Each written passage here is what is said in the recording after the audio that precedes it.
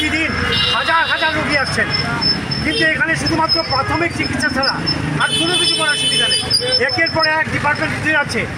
আপনারা দেখবেন ওখানে আমরা লিখে রেখেছি সমস্ত বিভাগের ডাক্তার বা এক্সপার্টরা তারা নেই এখানে। এটার পেছনে অন্য রকমের চক্রান্ত আছে।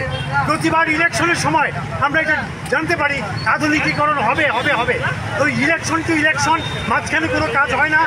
তার ফলে যে অবস্থা তার থেকে কিন্তু খারাপ হচ্ছে। একজন মাত্র ছিলেন সবেজন নীলমণি রেডিওলজিস্ট, সেই রেডিওলজিস্টের বিদায় নিয়েছেন, স্বাভাবিকভাবে নিয়েছেন। ওনার বয়স যথেষ্ট বয়স, অনেক সার্ভিস দিয়েছেন তিনি, কিন্তু সরকারের জানা সত্ত্বেও এই কাজগুলো করা হচ্ছে না। গতকালকেই আমরা দেখলাম যে 70,000 শিক্ষক আগামীতে যেদিন বিদায় নেবেন তার পরের দিনই শিক্ষককে নিযুক্ত করা হবে। নিশ্চয়ই এটাই তো হওয়া উচিত, কিন্তু সিভিল হসপিটালের মতো এত গুরুত্বপূর্ণ এত সেন্সিটিভ একটা জায়গাকে এভাবে নেগলেক্ট করার মানেটা কি?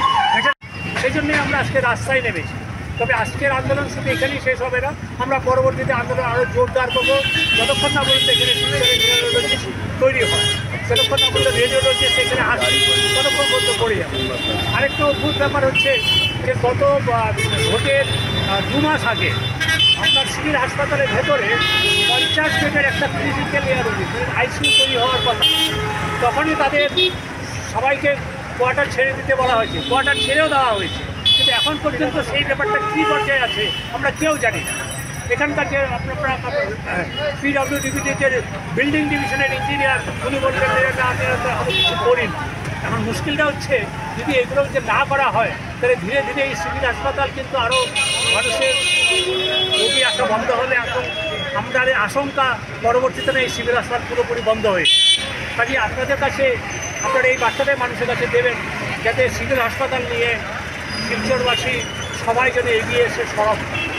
রেডিওলজিস্ট নিয়োগ করতে হবে, সিভিল হাসপাতালে রেডিওলজিস্ট নিয়োগ করতে হবে, তাহলে আমাদের আন্দোলন চলছে চলবে।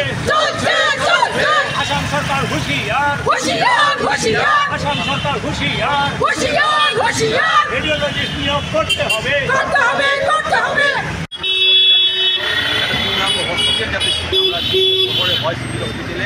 এর জন্য আমরা দাবি করে আসছি এবং সরকারের তরফ থেকে অনুমোদনও দেওয়া হয়েছে, কিন্তু এখন পর্যন্ত তার কোনো কাজ শুরু হয়নি। এবং এখন যে অবস্থায় এসে দাঁড়িয়েছে সিভিল হসপিটালটি, তাতে সত্যি আমরা খুবই দুঃখের সঙ্গে বলতে হচ্ছে রেডিওলজিস্ট বিভাগে এখানে যে সোনোগ্রাফি আছে, কিন্তু সোনোগ্রাফি করার মতো ডাক্তার নেই।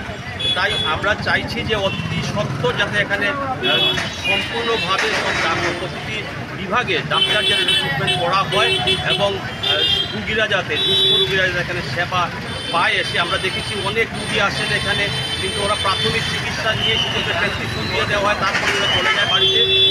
এখন দরকার এক্স রে পর্যন্ত এখানে করা হচ্ছে না, এখনও সোনোগ্রাফি করা হচ্ছে না। তাই এই সব অতি সত্ত্বর সরকার এই ব্যাপারে নজর দেন, এই জন্য আমরা সরকারের কাছে আবেদন রাখছি।